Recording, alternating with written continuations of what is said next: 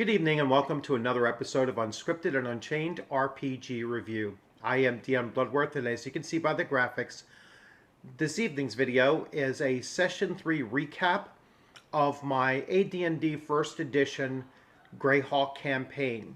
So this is a campaign that I've been running now for close to a month now. We started with a Session 0 and then we just completed Session 3 this past Monday.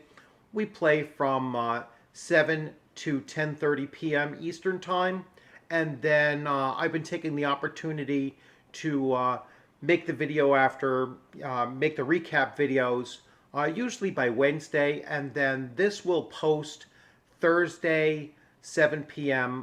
Tomorrow, obviously. So a little bit about the campaign and where it's going at this point. So we started with a very large group. There were 12 players. Those 12 players, turned out for Session 0 for the most part. I mean, we had to split Session 0 into two different settings, or sittings, I should say. And then for Session 1, 9 of the 10 players that ultimately signed up, had shown up. Then Session 2, again, 9 players, although there was a little switch out between one and the other. Now, this third session, you'll notice if you've been following along that we had somewhat of a drop-off. All right, so only 5 players were able to make it. Fortunately, these 5 players have been there from the very beginning, and several players that I had in the wings waiting to come in now have the opportunity to come in. Now, we lost a few players for work-related purposes. One really don't know exactly what the issue is, but mostly it's because that the time constraints have been running in, especially with 2 of the individuals that their work-related time scheduling just interfered with it. So I will continue to try to maintain between 6 and maximum 10 players involved, and we will just keep on trudging along. It is one of the downsides to playing online is that players kind of tend to come and go. All right, the positive of an AD&D First Edition or an older edition D&D game, though, is that there's always other players that want to come in, whether they be new players that have never played the system before and want to give it a try, and then there are the older players who wish to get back into playing D&D, either old D&D or D&D basic from the mid 80s or so, or AD&D first or second edition. So there's never a scarcity in players looking to come in and either give the game a try or to return to it. So that's a real positive. So the 2 or 3 players that I might have lost going from Session 3 and leading into Session 4 have already been replaced.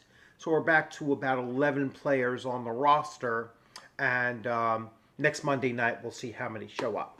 So without further ado, let me talk a little bit about the campaign and where we moved on to for this next stage. So I'm going to shift to a different screen, and you will see the map of B1 in Search of the Unknown, and how much they actually covered of that map, and then talk a little bit about the actual events during the session that we ran on Monday. So I am going to shift here, and so here we have it. So if you're familiar with the map, you can see initially, and you cannot see my cursor moving on, so I will try to be very descriptive over what you're looking at and tell you what occurred at those 6 red X's is where either the combat or the major events took place. So if you can see, like, kind of in the center of that map, it's marked room 21. That's where we left off with session 2, and I will walk you through verbally where they go from that room on during the map. Now, I had 5 players show up, and I will read through the players, and you'll get from the description, as I'm reading through, who is, what each character is, what their class is, what their race is, when it's important, and what they actually, carried out and had done. So, in this session, the party was left with several missing members, but those that remained continued on with their search into the unknown of the former stronghold, Quescaton. The party consisted of Almeric. All right, so Almeric is an elf fighter magic user, Kelburn, who is a human monk, Breeze, who is an elven cleric, who can use a bow due to that being the favored weapon of his deity. So you will hear mention of Breeze using a bow and arrow, just to explain that. Mirador is a human cleric, and Angus is a human ranger.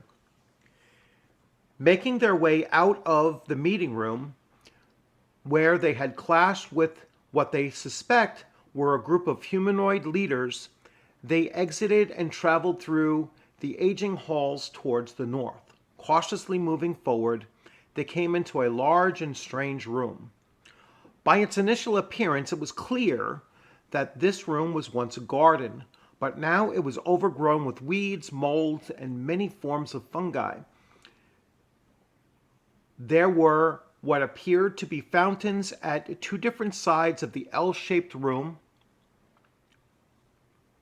a statue in the corner nearest to the entrance, and 2 deeply seated troughs that had very large mushrooms with 8-foot diameter caps. The party searched the statue and the fountain nearest to them first. Then they approached the 2 troughs. The large mushrooms began to shriek, a terrible loud shriek. Angus the ranger immediately fired 2 arrows into the first shrieker, killing it. Almeric the elven fighter magic user also attacked the second shrieker, but he stumbled on the ledge and fell headlong 2 feet down into the trough. The other members of the party struck the last shrieker, but it held on for a bit longer than the first.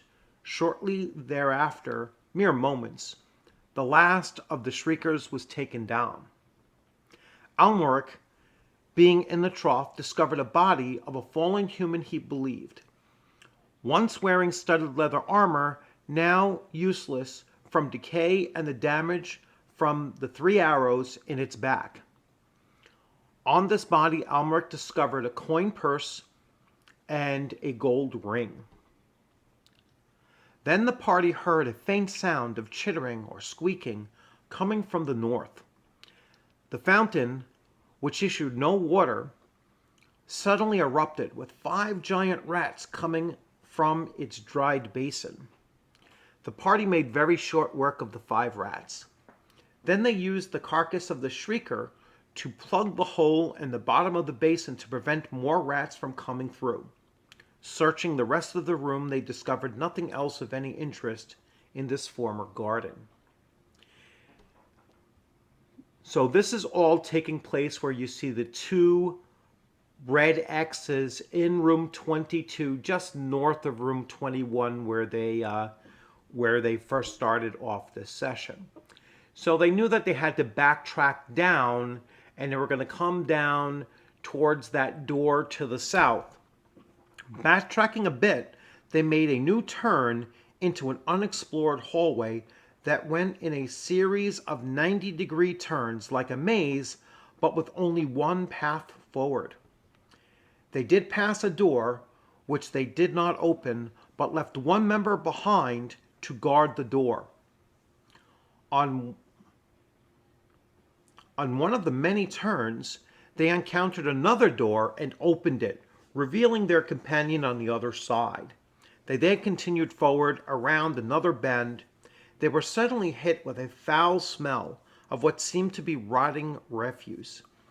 They cautiously peered around the last turn, and this proved to be what prevented them from turning and entering headlong into a room with green slime, dripping from its ceiling and covering most of the walls.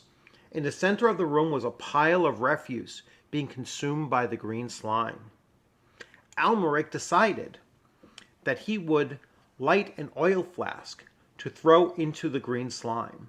Unfortunately, he fumbled and the small flask in his hands and caught himself partially in its flames.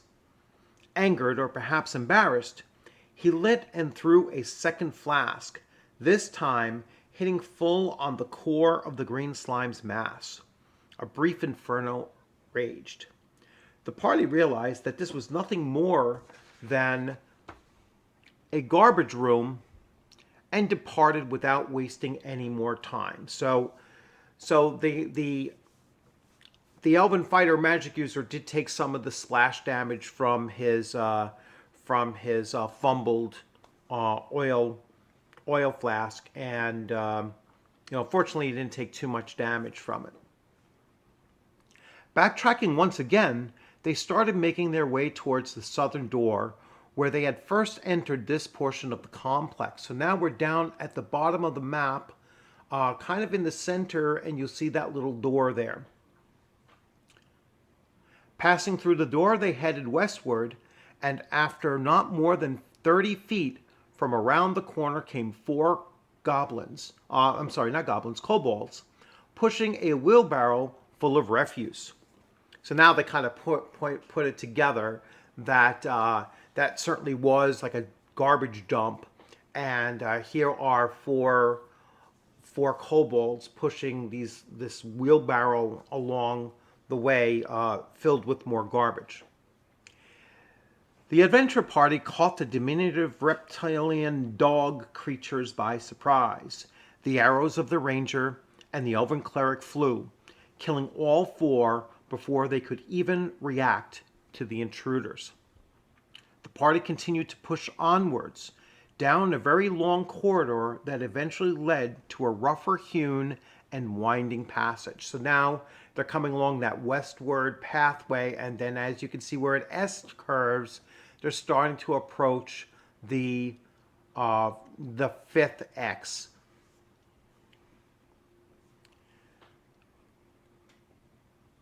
It was here in this passage that they next encountered 4 burly orcs, obviously guards, armed with axes and wearing armor of heavy scales. Angus the ranger fired an arrow, point blank, and instantly killed one of the orcs.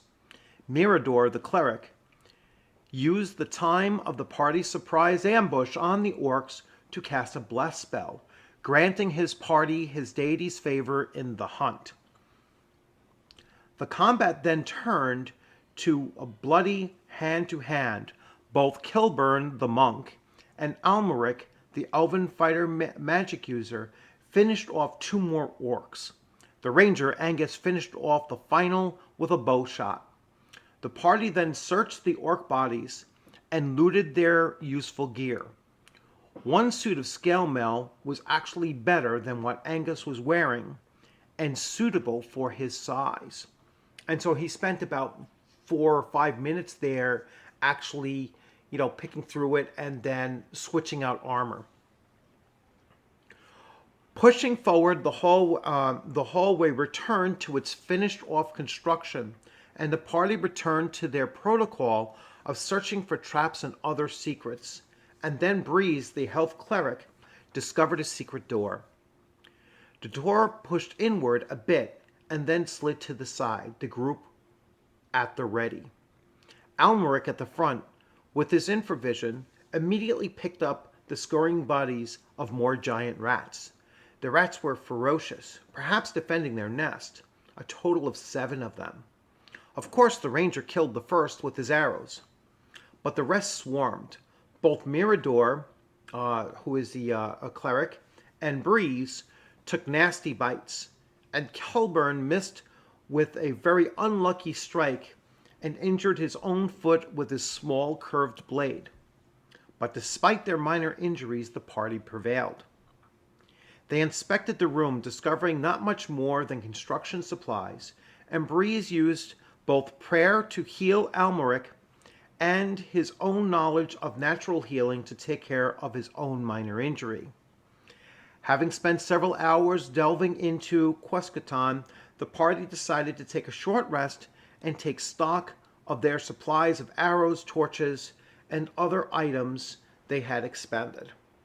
And during this session, the the player party received in total about 331 XP apiece. Now this includes session time XP that they earn just for playing the sessions. I give 50 experience points per hour of play, and then they received 161 experience points apiece for the combat. So in this case, I actually tallied up the combat because the green slime was a total of 600 experience points just for the green slime, and then another 20 experience points, which won't occur until they sell off some of the loot that they picked up, such as the armors and the axes and such like that. Whatever they happen to, bring along with them. So it's not a whole lot that they're going to pick up from that, but that was pretty much their total came out to 331 XP. I'm going to switch screens here. So as you can see, even with just 5 of the usual 9 members in the party, they're still able to do quite a bit, and that's because the party had a significant balance to it to begin with. It has a ranger, it has a fighter magic user, it has a monk, so they have 3 people capable of melee combat, and the ranger is actually much more focused on on missile fire as well. And then with 2 clerics, they're going to be a very resilient group moving forward. Now, with the next session, which I'm planning on having on Monday, we are going to pick up a new paladin, a new fighter, and a new druid. Now, we might also have the return of our first druid character, which was here for sessions for the session 0 and session 1. So I'm hoping that occurs. That way we'll have potentially 2 druids on top of all of the other overlap that we have. I'm also hoping that our thief returns to the group. He had missed just for a work-related issues, so I expect that he will be back. Otherwise, we'll be obviously looking for someone to pick up some of the thieving abilities. Even though monks in Advanced Dungeons and Dragons First Edition do have some of the thieving abilities. Certainly not as focused as a true thief is, but they can manage along with that as well. So once again, another great session. We had a good time. We had to adjust and deal with map making a little bit differently than we had done in the past.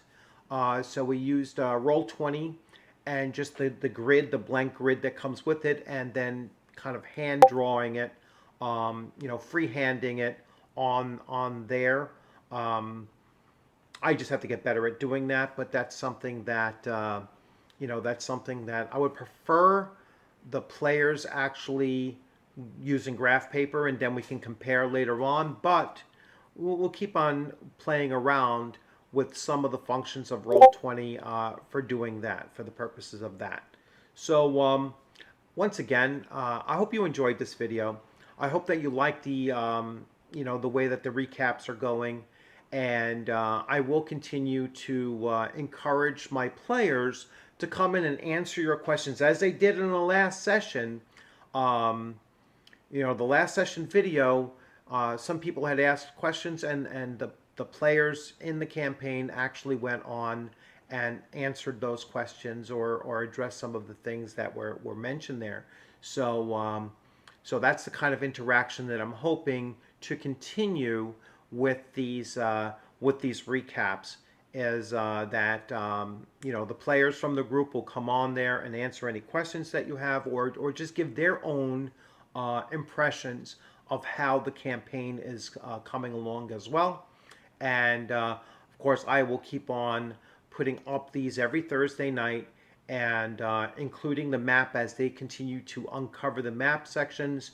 I basically cut them out and reformat them and then put them up on the screen so that you can see as they keep on expanding through more and more of the map, until eventually we get to the point that the either the entire map is completed, or they've decided to move on and and gone a different way. I won't tip off anything as to where they might end up. What we'll see as the weeks unfold with additional sessions and additional adventures for them. So once again, thanks for joining. If you like the video, please give it a thumbs up. Any questions or comments, leave them in the questions and comments or the comments section of the video. If you hadn't subscribed, please consider subscribing. If you have any questions about AD&D First Edition, you could certainly put them there. I can answer most of them. I'm not a walking encyclopedia of it, but I am fairly well versed in Advanced Dungeons and Dragons First Edition. And if you have Greyhawk questions, I am actually bringing on the Greyhawk Grognard, who runs his own channel, and he is whom I consider to be the closest thing that I know of a Greyhawk expert. So I'm going to bring him on the channel so that he could talk a little bit about his experience of Greyhawk, and that video is coming up. And then I have some other videos coming up that you'll see, either some interviews or compilations or collaborations, I should say, of myself and other YouTube channel content creators. And then again, there's also Friday nights Unscripted Evil, and myself and Vincent and Jeff are going to be talking about additional issues and ideas revolving around the tabletop RPG hobby in general. And so that will be Friday night, 8 p.m. live streamed. And so certainly check out the Evil DM's channel, where he posts those up there, and you can see the three of us talking about those as well. So again, thanks for joining. Stay safe out there. I have Hurricane Ida, the remnants of it, passing through here in New York right now. Might be coming through sometime through tomorrow as well. So hoping that road conditions and everything are suitable, and people have a safe trip in and around the area, going to work or going to school. So once again, thanks for joining. Stay safe, and I look forward to seeing you on the gaming screen sometime soon. Take care.